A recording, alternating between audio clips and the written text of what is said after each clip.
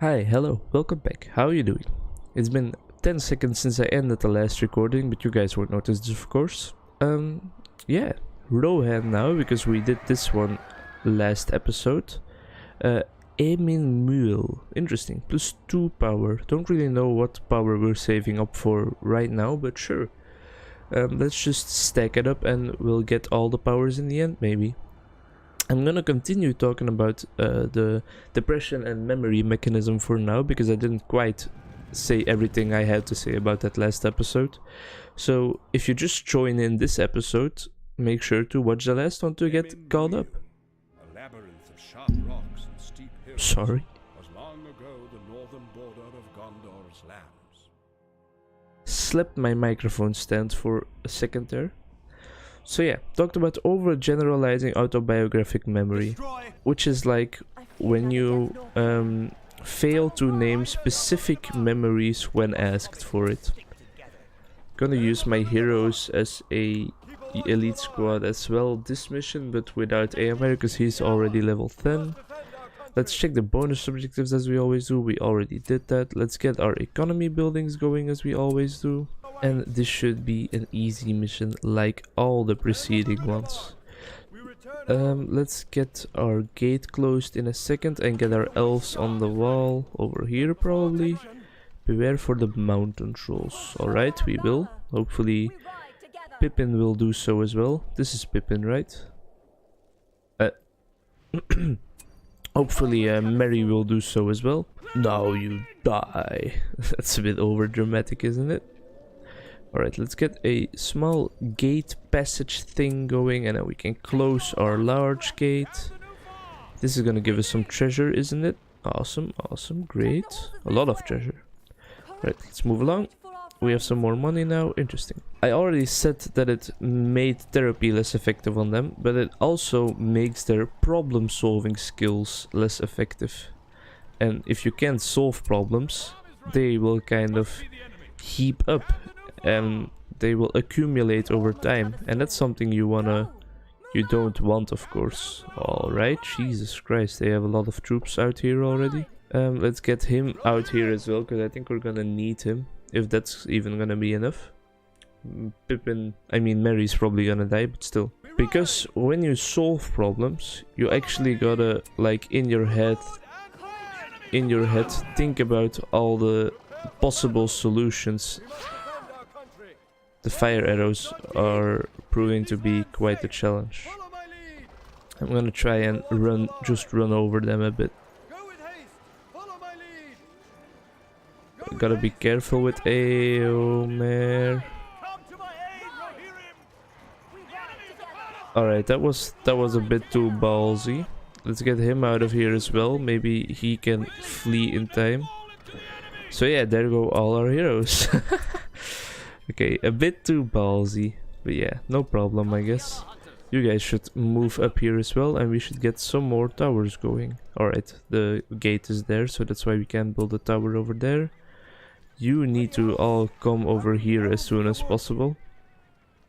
And we'll try and get rid of them, huh? Alright. We should be able to kind of clear them out a bit, but let's make sure not too many of these guys die. That's a lot of troops, that's a lot of troops, that's a lot of troops. Just move along a bit. Alright, another troop fell off again, as we're getting used to them doing. This is gonna help out a lot, isn't it? Let's just have them run over all of these troops for now. Hopefully these guys can still hold tight for a second while we run over some of these troops and they can clear out the rest. They have a lot of troops out here actually. I'm never gonna be able to talk about my overgeneralized autobiographic memory, I guess. They're actually developing treatments for that symptom as well at the university I'm studying at, and it's starting to get used like worldwide, so that's quite interesting. It's actually being developed by a professor that I had a class from, but the class I had from him was just like, learn how to write a paper, which I think is extremely stupid because... Alright, he's back. Which I think is extremely stupid because, well, if he knows so much about depression and stuff, why is he telling us how to write a paper and not teaching us about depression, right? Like that seems to be quite counterintuitive, or is it just me? Interesting stuff. Interesting stuff. There were some other mechanisms as well, but I can't really remember it that well. What I do know is that overgeneralizing your memory is normally kind of a defense mechanism that you use to like separate thoughts that you don't want to revisit from the thoughts that you do want to revisit. So because you don't want to revisit some thoughts, you actually make sure that those specific thoughts are not remembered anymore, and you stay at like a general level of memory in those memory pathways. So it's kind of a defense mechanism, mostly used in when you experience trauma, for example, because you don't want to remember your trauma. This is normally effective. Like, there are people that completely separate their trauma memories from their normal memories, and they actually just kind of forget them almost until something or someone triggers their memories, and then they relive the experience and stuff. And yeah, it's quite a hefty prognosis, quite a hefty sickness. PTSD is the one I'm talking about, because over generalized autobiographic memory, I'm gonna call it OHM from now. OAM from now. Yeah, it's also clinically significant with PTSD, because the mechanism is normally adaptive, as I said, like it's useful, but trauma is most of the time the factor that makes you use it in a non-flexible way, if that makes any sense. Like, trauma is most of the time the thing that makes you overgeneralize too much, and therefore makes it a non-effective tactic. Alright, this was effective. We cleared out all of the trolls, because I didn't want to have to deal with them, definitely. Alright, let's get our troops together and clear out these troops, and then we'll get the encampment at the bottom there. Mary is level 6. That's great, that's great. Let's have them move along over there, and he needs to move back a bit. Let's get these guys to start and destroying this encampment already, because they haven't got any towers going, so that'll be fine, right? Except if this kills him, which it might. Let us hunt some orcs. It's the enemy. Take cover, men.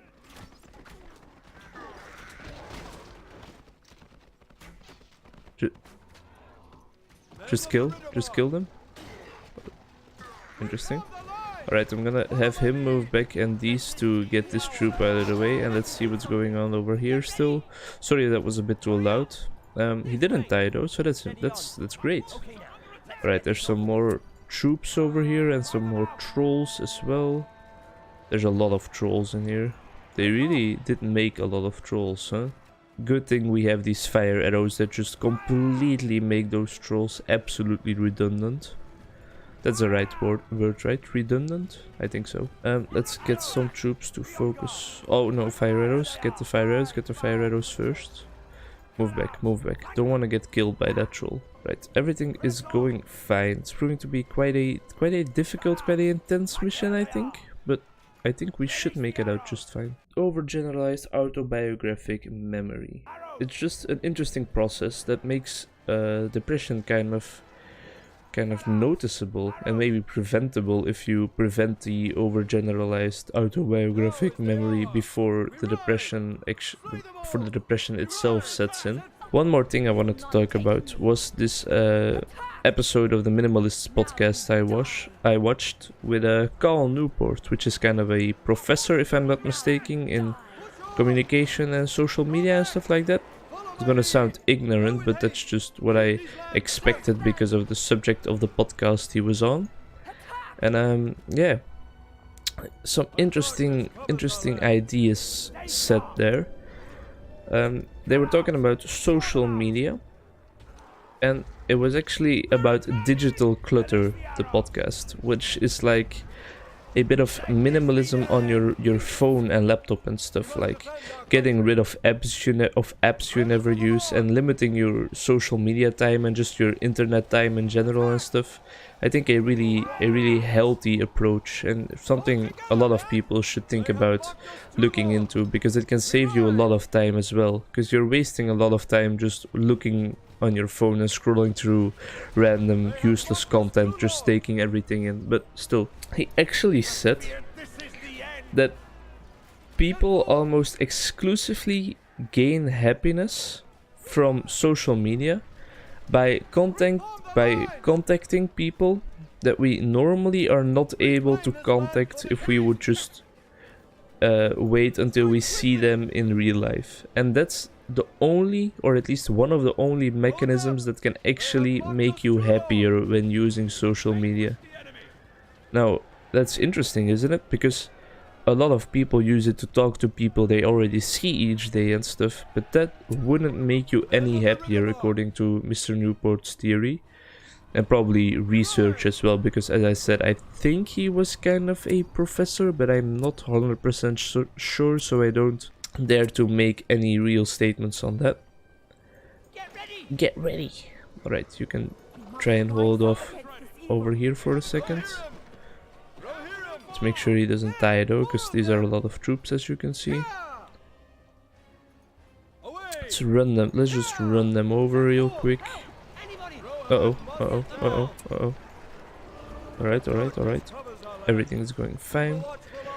So yeah, only from keeping in contact with people you normally wouldn't be able to keep in contact with. Now, this is something I've felt for myself already in the last year or something actually. And it's something I've been working on as well. Like, a lot of my friends with whom I would normally chat about random things, just kind of useless communication about just completely random stuff that didn't really matter, I've kind of tried to cut that short a bit. I'm sorry for those friends, but I mean, I was losing so much time with just chatting about nothing in particular at all, and I wanna save that time and use it for something more useful, like reading in a book, like I'm reading Aragon right now, which is really interesting. But yeah, I guess for the friends it's kind of stupid, but for me it really makes quite a big difference, and quite a good difference. It really saves me a lot of time. I also tend to be more prone to end conversations online if I really feel like they aren't going anywhere.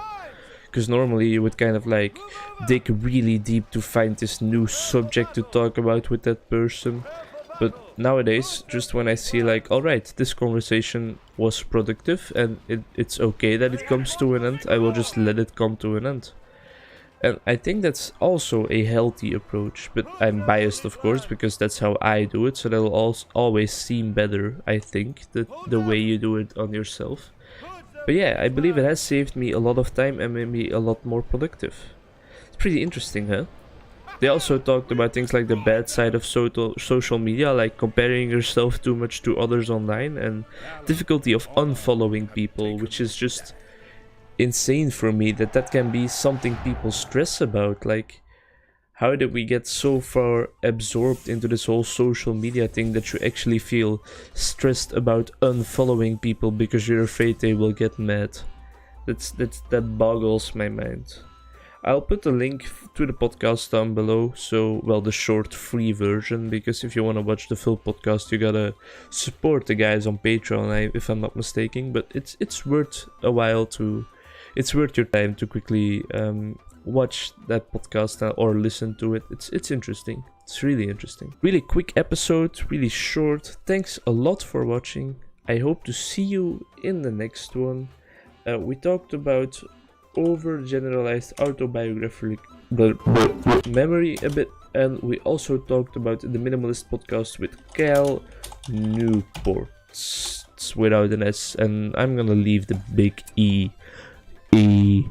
Alright, thanks a lot for watching, and I hope to see you in the next one. Bye bye.